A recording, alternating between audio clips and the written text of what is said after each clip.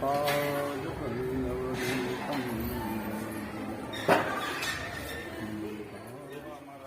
आज छठ पर्व है और छठ पर्व की सबसे पहले आप सभी को ढेर सारी शुभकामनाएं। और सबसे पहले आप सभी बता दूं, इस समय हम लोग सिद्धपीठ शेषी देवी धाम पर जो है जो इस तरीके से जो छठ मनाया गया, आप देखेंगे कि पहली बार इतनी ज़्यादा संख्या में लोग छठ मनाए और दूर दराज से ही जो अगल बगल के जो गांव है वहाँ से भी जो लोग आकर यहाँ पर छठ मनाए हैं।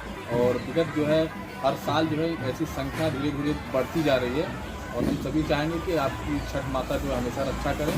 जय छठ माता।